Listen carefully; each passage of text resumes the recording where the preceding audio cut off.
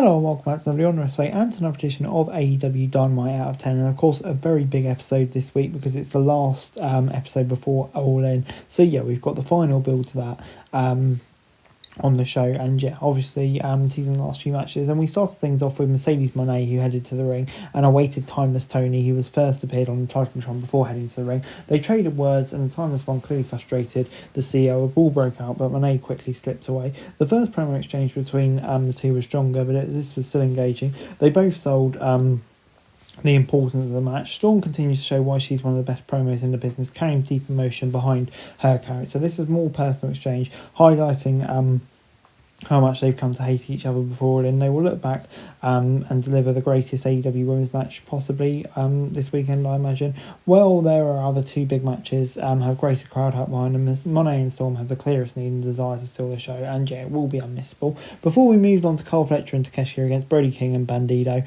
and after King and Fletcher wiped HER out on the outside, Takeshita caught Bandido with a mixed corkscrew with a forearm slash into the Raging Fire for the win. This was unsurprisingly great, pitting four of the best in AEW right now against each other, and Takeshita and Fletcher could easily win the gold soon. At this stage, Protest Star's victory over Adam Cole looks assured. He's too popular, and all of them are on a roll to please. Takeshita got the pin on the RH World Champion Dynamite, likely setting up a supercard of honour, especially since the Alpha will head to Japan shortly for the G1. No matter what though, they continue to look great. Bandidos look good as well, and King I think will perform well here. So yeah, all good, 7 out of 10. Before we moved on to Blake Christian against Ricochet, and Christian pushed Ricochet more than expected. The Gates of Agony played a vital role in protecting the one and only, setting up a Spirit Gun and Vertigo to win. This was a fine follow-up, Ricochet finding his support even if it was hard to root for Christian after such an obnoxious heel in other recent matches. He performed well in the moment, especially navigating the Gates of Agony at ringside, and that could lead to him doing more with Lee Johnson in the future. For the focus now though, it's on Ricochet, and yeah, pulled it off nicely.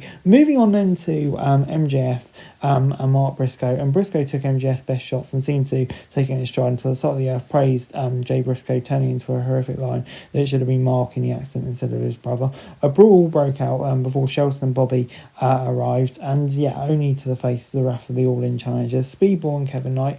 The other challengers, the Patriarchy, arrived to beat down the Hurt Syndicate. Christian hit Lashley with a concerto, and the chants were laid out. Few men in the wrestling risk going over the line more than MJF. Even when Mark called out, he knew his rival was going low. The salt of the earth still went lower. The final line definitely set up the MJF Briscoe feud without insight on what's going on. These did not fully land. It's never like the two to go deep enough without making the segment worthy of spot. The challengers taking AEW tag chance before and makes title holders look vulnerable, but it does complicate who are the heels. Even if the Hurt Syndicate beat down Jet Speed first, Benjamin and Lashley going to Saturday looking like the underdogs instead of plucky baby faces.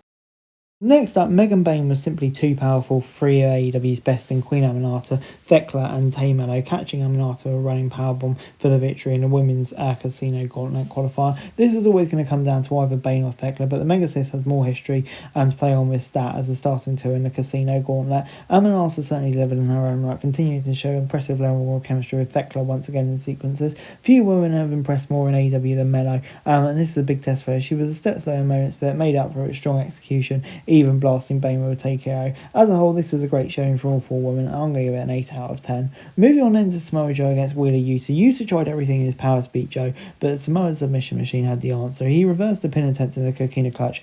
After the win, Gabe Cage arrived to attack Joe from behind until Hobbs and Shibata sent him running. This was good, but AEW continues to deliver at such a high level that good does not feel like enough. This is simply forgettable in comparison to everything else delivered throughout the night. Ultimately, the right man won as Joe remains a force few can match. It also set the stage for Kid's return to challenge for the Trios Championship alongside Yuta and Casanoli. So yeah, that's definitely interesting as well. But on the whole, I'm going to give it a 5 out of 10.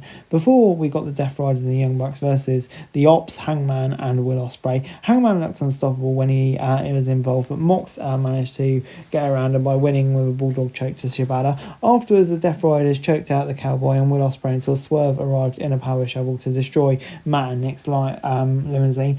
The energy in the arena for this match was like nothing else than like fans were into every moment, especially when Ospreay and Hangman were in, but the Ops got great reactions too. While the match was great throughout, the aftermath was even more memorable as the Cowboy looked unstoppable with an ITI to the champ. Even the abdominal destroyer Castanoli could not slow down Page in his march towards Mox. It truly feels like one result is possible all in, but anything can happen in a professional ringman. Hangman should win, but will he? Swerve and Ospreay continues to hold the dominant hand against the Bucks, but yeah, it's still going to be an intriguing dynamic, and yeah, this is a great segment to carry us into All In. 8 out of 10. And overall, Dynamite this week gets 6 out of 10. I thought on the most part they did a pretty solid job here building towards All In.